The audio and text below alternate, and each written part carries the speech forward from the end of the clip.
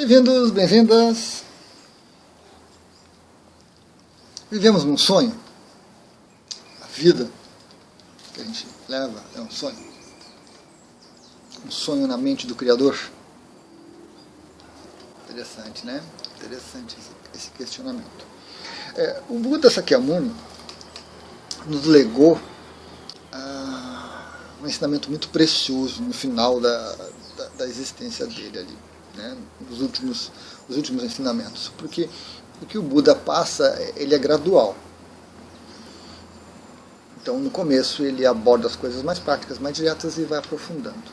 E no final ele termina, modo de dizer, né? Mas ele fala assim: não existem Budas. Ou seja, ele traz toda uma teoria, traz toda uma prática, traz todo um caminho para você se tornar Buda, e ele diz: não existem Budas. Ele vai falar da compaixão que permeia, né, esse caminho, que permeia essa jornada. Ele vai falar do Bodhisattva, do Bodhisattva, do Buda da compaixão. E ele diz: não existem seres sencientes para serem salvos. Então isso dá um nó na cabeça das pessoas, né? Dos que seguem o budismo e dos que seguiam, né? E esse livro aqui que eu separei para colocar mostra bastante isso pra gente, né? Mostra bastante isso. Lúcio da Letra tá com uma editora assim, com um trabalho fantástico.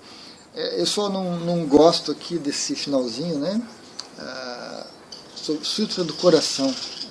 Principalmente para nós ocidentais, assim, que chegamos a isso sem chegar pelo budismo, a gente pensa que é do coração, né? O chakra cardíaco, então do coração mesmo, né? Esquerda do peito. Sutra do Coração da Sabedoria, né? É o coração da sabedoria, onde se fala bastante sobre essa questão. Esse livro aqui é fantástico, importantíssimo. Tem várias versões dele, essa aqui é só mais uma versão, né? Bem prática, bem interessante. E tanto para os budistas quanto para quem não é budista, eu não sou, mas simpatizo com os ensinamentos do Buda, gosto muito. Essa questão, não existem Budas, não existem seres sencientes, é uma coisa estranha, né? Uma coisa estranha. Para mim, foi bem tranquilo, na verdade. Para mim foi bem tranquilo porque a minha ideia, a minha concepção das coisas encaixou muito bem com isso. Eu não tive dificuldade com isso. Eu tive a surpresa pelo andar da carruagem toda, né? Do budismo. Legal. Inclusive tem um outro vídeo que eu falo, um vídeo recente sobre cordão de prata, porque não tem nada aqui dentro, gente. Não tem nada aqui dentro. Ó. Isso aqui é matéria condensada, estruturada, arranjada, organizada, coerente, cumpre uma função, mas não tem nada. Não somos fagulha divina, não somos centelha divina, não tem no nosso coração ou no centro cardíaco uma chama divina, não tem nada disso. Não tem nada disso. Uma comparação muito interessante é o drone. Né? Você já viu um drone, né? Pelo menos a filmagem do drone, e o drone que é bonitinho, né? Aparelhinho bonitinho. Está lá o ser humano com um controlezinho, o drone voando, filmando, fazendo peripécias e coisa e tal. Tem alguma coisa lá no drone? Naquela maquininha lá? Não tem nada ali dentro. Não tem nada ali dentro. A pessoa controla, puxa, não está nem conectado, não está nem ligado fisicamente ali, né? Embora as ondas eletromagnéticas sejam físicas, né? Então, através do controle, radiofrequência, coisa e tal, Wi-Fi, coisa e tal, a pessoa controla o drone e ele responde e filma e transmite informações. Isso aqui, ó, esse corpo, é um drone milhões de vezes mais avançado que um drone, né? E a consciência lá distante, aqui do lado, não tem essa questão de distância, né, verdadeiramente, controla isso aqui. Então, apenas uma conexão energética que vai se condensando e chega até aqui, ela controla e usa esse corpo para visualizar. Então não tem um eu, não tem nada aqui dentro. Para mim foi muito simples isso, e quando eu chego no budismo e vejo isso, né, goiabada com queijo, né? Muito bom. Mas para muitas pessoas é difícil, eu entendo isso, é difícil, é complicado, quer você seja budismo e venha desenvolvendo toda essa teoria, todo esse andar do budismo, quer você não seja, você seja um espírita, um católico, um sufi, um protestante, um evangélico, um muçulmano, não importa, é complicada essa ideia, né? A gente cultiva, a gente gosta, a gente valoriza o eu é importante. E quando você se defronta com esse ensinamento, a coisa complica. Mas se você teve a sorte de pegar esse belo livro aqui, né? Pequenininho ele, onde ele repete, eu já fiz um vídeo sobre isso, vou deixar o linkzinho, né? Repete a mesma coisa para que a gente consiga mudar um pouco o pensamento, mudar a maneira de ponderar, né? E aqui ele fala que é tudo consciência, né? É tudo consciência. E que o mundo não é nada exceto esse jogo da consciência. Então, chegar nesse livro, ler, né?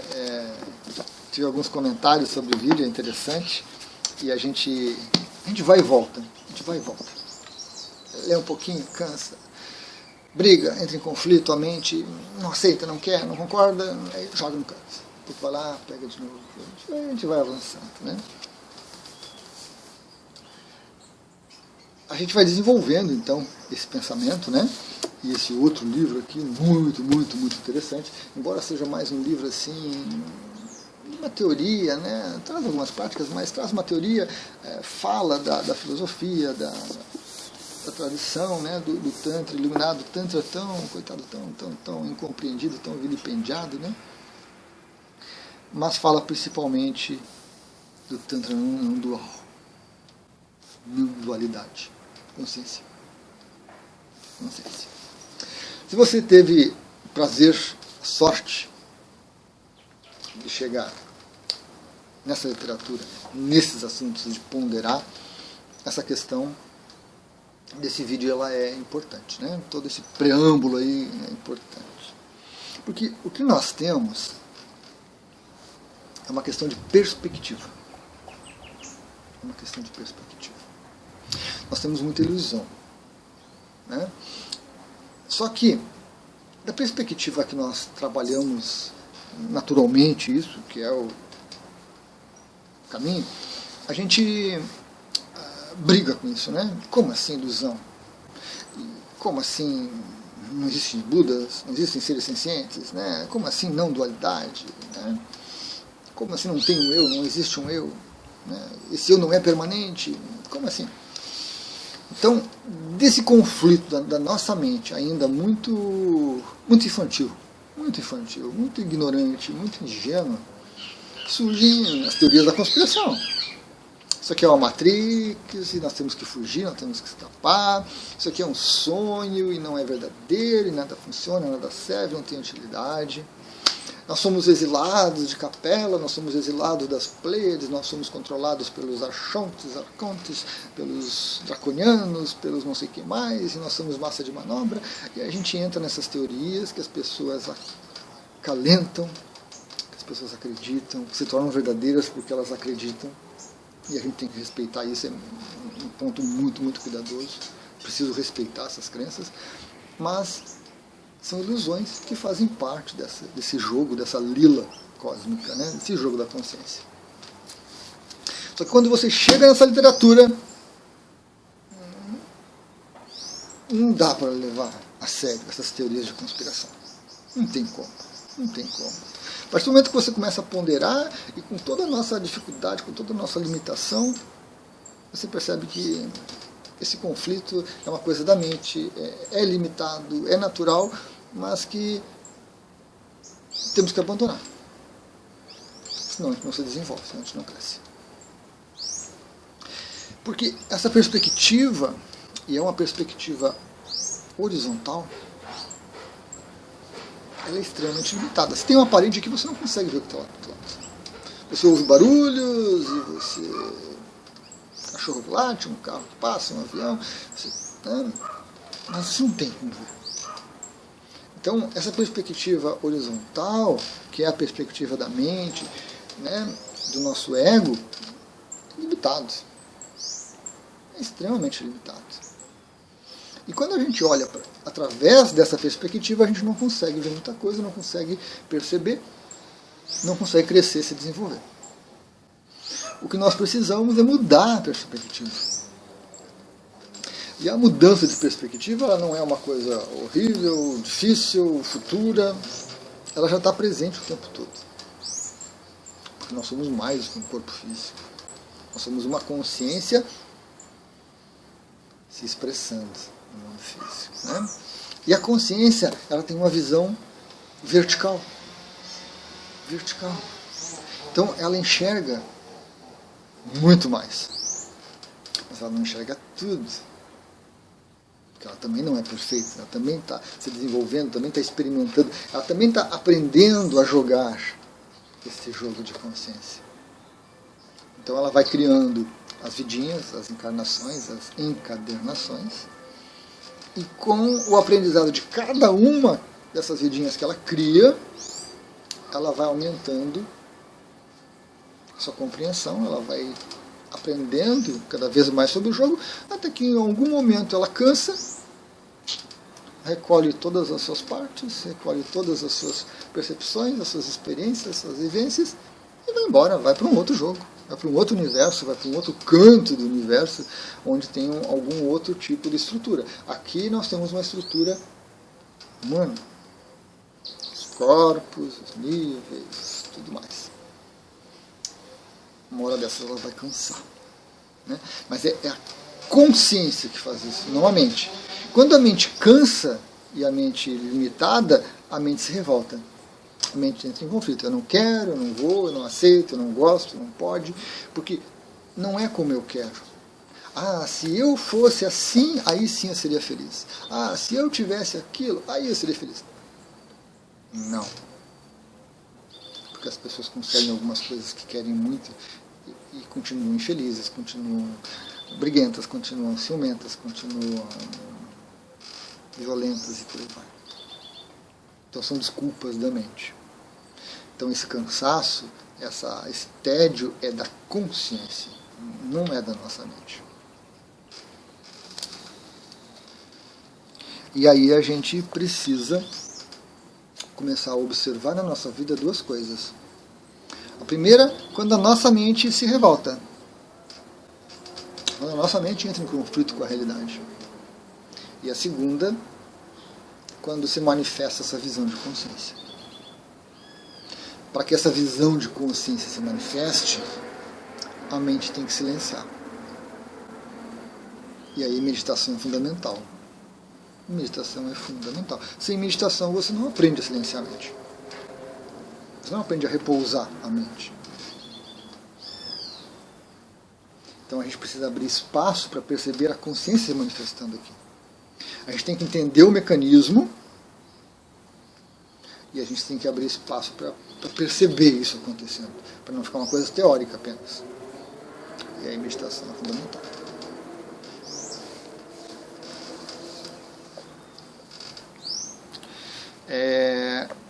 Talvez você não goste do budismo, você não goste do Tantra, da Ivanandual, da Caxemira, coisa e tal. Talvez você não goste. O Robert Monroe tem uma série de 3 livros. Pequeninhos, fininhos, assim, um pouco letras grandes. Não é assim. Onde ele fala a mesma coisa.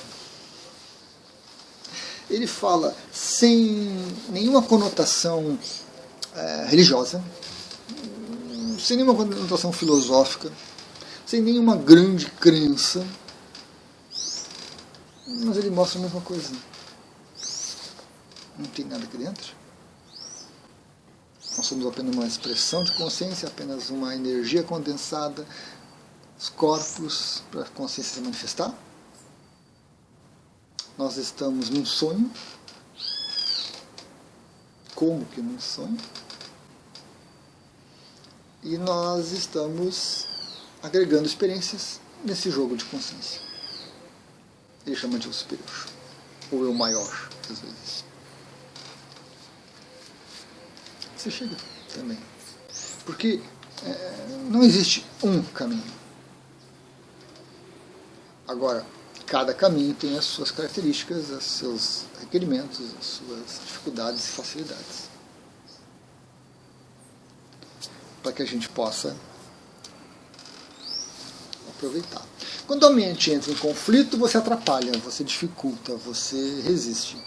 Quando a mente se entrega, sem conhecimento, é uma coisa nebulosa. Eu me entrego, mas eu me entrego para quê? Para quê? Por quê? Quando? É inevitável que isso surja. Inevitável. Quando você consegue elaborar uma estrutura que te dê sustentação, aí você se entrega. Aí você silencia a mente. Evidentemente que isso não é para todos. A maioria está se divertindo horrores com a experiência humana. E essa diversão é de consciência, lembre-se. E a consciência é atemporal, ela não tem tempo algum, não está sujeita, submetida, presa ao tempo. Ela é amoral. Tem um vídeo sobre isso. Porque a questão de moral é humana, é de mente, é de ego, depende de cultura, depende de época, depende de uma série de fatores. Então a consciência é amoral. A consciência é aética. Ela não tem ética, não tem moral, não tem nada. Então ela aproveita tudo. Se você está sofrendo horrores, se você está doente, se você tem uma deformidade, se você... a consciência está aproveitando essa experiência. Se você não entende isso, se você briga com isso, se você entra em conflito com isso, você se afasta dessa consciência. Você não se desconecta dela, não tem como se desconectar. Mas você se afasta, você cria barreiras, você cria impedimentos para isso. Então, o que a gente pode fazer? O que a gente pode fazer? Tentar entender melhor isso tudo. Tentar encontrar uma crença com um mínimo de limitações, porque sempre vão ter algumas limitações. Precisamos de um sistema de crenças, um sistema de conhecimento, de uma estrutura que seja mais livre, que nos permita a expansão, para que a mente comece a colaborar com o processo. E a partir do momento que a mente começa a colaborar com o processo, a experiência se torna mais rica. O sofrimento diminui. É o desafio de cada um. Como que você vai chegar nisso? Por aqui. Ou por aqui? Não importa. Não importa. O que importa é que você chegue. Né? E muitas pessoas estão chegando. Só que, infelizmente, faz parte da diversão, você cai no conflito, você cai na teoria da conspiração e você se perde de novo. Você volta a dormir, você volta para o sonho, você volta a se iludir. Opa. É inevitável. Faz parte do processo, faz parte da estrutura. Brigar com o processo, brigar com a estrutura não serve de nada. Por que que o sol aparece no horizonte todo dia? Não pode, o sol não pode aparecer no horizonte, não naquela posição, ele tem que aparecer na outra posição. Não adianta. Não adianta. É assim, a estrutura é essa. Mônada, corpo búdico, corpo mental, corpo emocional, corpo vital, corpo físico. Essa é a estrutura, esse é o processo de densificação ao qual nós estamos submetidos. Ah, mas eu não quero, eu não aceito, eu não quis. Não importa. Não importa. Não adianta. Esse conflito, esse apego, esse enrijecimento só vai causar uma nova encadernação sem escolha, sem oportunidades, simplesmente para você ir soltando lentamente essas coisas todas. Então, se você conseguiu chegar nessa literatura, nesse tipo de conhecimento, nesse tipo de informação, seja mais diligente, seja mais disciplinado, seja mais seletivo e aproveite Aproveite essa oportunidade. São raras essas oportunidades. São raras essas vidinhas onde a gente consegue acessar isso e vivenciar isso. Importante. Importante. Observe-se. Observe-se. Observe cada conflito. Observe cada dificuldade, cada resistência sua. Cada apego. Apego ao corpo, apego ao nome, apego à personalidade, apego às posses. Observe. E use isso para desconstruir tantas e tantas crenças que a gente vai acumulando, se acostumando a alimentar. É o caminho. É o caminho. Gratidão.